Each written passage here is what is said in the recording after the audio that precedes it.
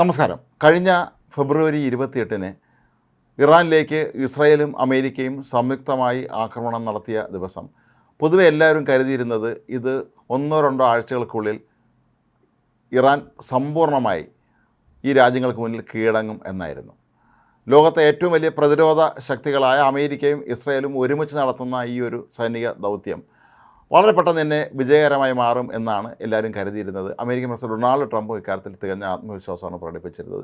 ആക്രമണത്തിൻ്റെ ആദ്യ ദിവസം തന്നെ ഇറാനിലെ പരമോന്നത നേതാവായ അയത്തുള്ള അലി ഖമേനി ഉൾപ്പെടെയുള്ളവരെ വധിക്കാൻ കഴിഞ്ഞപ്പോഴൊക്കെ തന്നെ ഇറാൻ തോറ്റോടുന്ന ലക്ഷണമാണ് എന്ന ഒരു പ്രതീതിയാണ് അന്ന് ലോകത്തെല്ലാം ഉണ്ടായിരുന്നത്. പക്ഷേ ഇത്രയും നാളായിട്ടും, അതായത് ഈ മെയ് മാസമായിട്ടും ഇപ്പോഴും ഇറാൻ അമേരിക്കയ്ക്കും ഇസ്രായേലിനെതിരെ പിടിച്ചു നിൽക്കുകയാണ്. മാത്രമല്ല, അമേരിക്കയുടെ ചില യുദ്ധവിമാനങ്ങൾ അവർ വെടിവെച്ച് വീഴ്ത്തുകയും ചെയ്തിട്ടുണ്ടായിരുന്നു. ഇതിൻ്റെ പിന്നിലെ രഹസ്യം എന്താണ് എന്നുള്ള അന്വേഷണത്തിന് ഒടുവിൽ കിട്ടുന്ന വിവരം റഷ്യ വലിയ തോതിൽ ഇറാനെ സഹായിക്കുന്നു എന്ന് തന്നെയാണ്.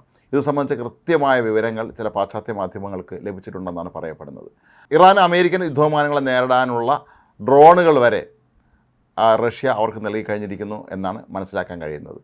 ഈ ഡ്രോണുകളൊക്കെ തന്നെ വളരെ മാരക ശേഷിയുള്ളവയാണ്.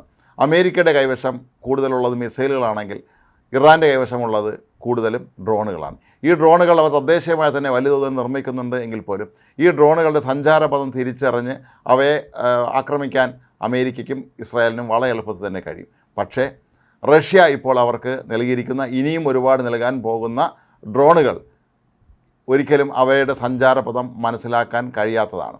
ഒപ്റ്റിക്കൽ ഫൈബർ സംവിധാനത്തിൽ പ്രവർത്തിക്കുന്ന ഈ ഡ്രോണുകളെ തൊടാൻ പോലും ആർക്കും കഴിയുകയില്ല. ഇപ്പോൾ ഒന്ന് ആക്രമിക്കുമ്പോൾ മാത്രമായിരിക്കും ഇത് സംബന്ധിച്ച് വിവരം അവർക്ക് ലഭിക്കുന്നത് എന്നുള്ളതാണ് ഇതിൻ്റെ ഏറ്റവും വലിയ പ്രത്യേകതകളിൽ ഒന്ന്.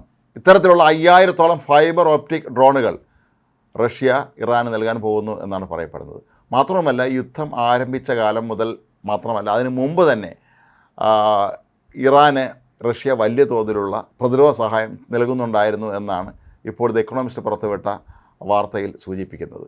ഇസ്രായേലിൻ്റെ പ്രധാനപ്പെട്ട ഊർജ്ജ പദ്ധതികളുടെ എല്ലാം തന്നെ കൃത്യമായ സ്ഥലവും ചിത്രങ്ങളും എല്ലാം നേരത്തെ തന്നെ റഷ്യ ഇറാന് കൈമാറി കഴിഞ്ഞിരുന്നു എന്നാണ് ഇപ്പോൾ ലഭിക്കുന്ന മറ്റൊരു വിവരം. മാത്രമല്ല, ഇറാൻ്റെ ഏറ്റവും വലിയ എണ്ണ പാടമായ ഖാർഗ് ദ്വീപ് ഇവ ശത്രുക്കൾ ആരും തന്നെ ആക്രമിക്കാതിരിക്കാൻ വേണ്ടിയുള്ള എല്ലാ സംവിധാനങ്ങളും നേരത്തെ തന്നെ റഷ്യയാണ് ഒരുക്കി കൊടുത്തിരുന്നതെന്നും പറയപ്പെടുന്നുണ്ട്. കാരണം ഖാർഗ് ദ്വീപ് പിടിച്ചെടുക്കാനാണ് ഡൊണാൾഡ് ട്രംപ് ആഗ്രഹിച്ചിരുന്നത്.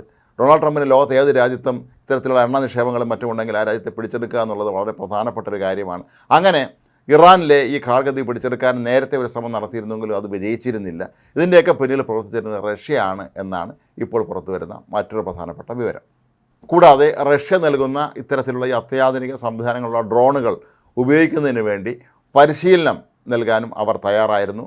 ഇതിൻ്റെ ഭാഗമായി റഷ്യയിലെ വിവിധ സർവകലാശാലകളിൽ പഠിക്കുന്ന ആയിരക്കണക്കിന് വരുന്ന ഇറാനിയൻ വിദ്യാർത്ഥികളിൽ നിന്ന് അവർക്ക് വിശ്വാസമുള്ളവരെ തിരഞ്ഞെടുത്ത് ഇതിനുള്ള പരിശീലനം നൽകി കഴിഞ്ഞു എന്നാണ് പറയപ്പെടുന്നത്. അതായത് യുദ്ധം നടക്കുമ്പോൾ അവിടുത്തെ സാധാരണ പൗരന്മാർ, പട്ടാളക്കാർ മാത്രമല്ല സാധാരണ പൗരന്മാരും ഉയർന്ന വിദ്യാഭ്യാസമുള്ള റഷ്യയിൽ ഉന്നത സാങ്കേതിക വിദ്യാഭ്യാസം നേടിയിട്ടുള്ള ഈ ഒരു വലിയ വിഭാഗം ചെറുപ്പക്കാർ ഈ ഡ്രോണുകൾ നിയന്ത്രിക്കുന്ന കാര്യത്തിലും മറ്റും അതിൻ്റെ മുഖ്യ സംഘാടനം വഹിക്കുന്നുണ്ട് എന്നാണ് ഇപ്പോൾ പുറത്തു വരുന്ന മറ്റൊരു പ്രധാനപ്പെട്ട വിവരം.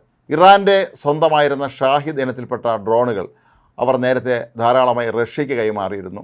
റഷ്യ തങ്ങൾക്ക് ലഭിച്ച ഈ ഡ്രോണുകൾ അതിൻ്റെ രൂപവ്യത്യാസം വരുത്തി, അതിൻ്റെ സാങ്കേതിക കാര്യങ്ങളൊക്കെ തന്നെ വലിയ തോതിലുള്ള മാറ്റം വരുത്തി ശക്തമായ ആക്രമണങ്ങൾക്ക് ഉപയോഗിക്കുന്ന തരത്തിലേക്ക് മാറ്റി അവയും ഇറാന് തിരികെ കൈമാറിയിരുന്നതായും ഇപ്പോൾ പറയപ്പെടുന്നുണ്ട്. അപ്പോൾ ഇതെല്ലാം കൂടി നോക്കുമ്പോൾ റഷ്യയുടെ സജീവമായ ഇടപെടൽ ഇവിടെ ഉണ്ട് എന്നുള്ളത് മനസ്സിലാക്കാൻ കഴിയും. ചൈനയും ഇറാനെ കൈയച്ച് സഹായിക്കുന്നുണ്ടെന്ന് നേരത്തെ അമേരിക്കയ്ക്ക് സംശയമുണ്ടായിരുന്നു. ഈ ഒരു പ്രത്യേക സാഹചര്യത്തിൽ ഇറാനെ അങ്ങനെ ഒറ്റയടിക്ക് തോൽപ്പിക്കാൻ കഴിയുകയില്ല എന്നുള്ള കാര്യം ക്രമേണ ഇപ്പോൾ അമേരിക്കൻ പ്രസിഡന്റ് ഡൊണാൾഡ് ട്രംപും മനസ്സിലാക്കി കഴിഞ്ഞിട്ടുണ്ട്. അതുകൊണ്ടുകൂടി തന്നെ ആയിരിക്കാം എത്രയും വേഗം യുദ്ധം അവസാനിപ്പിക്കുന്നതിന് വേണ്ടിയുള്ള ശ്രമങ്ങൾ അദ്ദേഹം നടത്തുന്നതെന്നാണ് പറയപ്പെടുന്നത്. ഇപ്പോൾ ഇറാനും അമേരിക്കയുമായി വെടിനിർത്തൽ പ്രഖ്യാപിച്ചിരിക്കുന്ന സാഹചര്യത്തിൽ പോലും ഇറാൻ്റെ ചെറു ബോട്ടുകൾ, അതായത് അവരെ സ്പീഡ് ബോട്ടുകളിൽ സ്ഫോടക വസ്തുക്കൾ നിറച്ച് കടലിൽ സ്ഥാപിച്ചിട്ടുണ്ട്. ഈ ബോട്ടുകളെ ആക്രമിക്കുന്നതാണ് ഈ കഴിഞ്ഞ ദിവസങ്ങളിലൊക്കെ നമ്മൾ കണ്ടത്. അമേരിക്കൻ സൈന്യത്തിൻ്റെ സംബന്ധിച്ചിടത്തോളം അവർക്ക് എങ്ങനെയും ഇതിനെ തകർത്ത് തരിപ്പണമാക്കുക എന്നുള്ളതാണ് അവരുടെ ലക്ഷ്യം.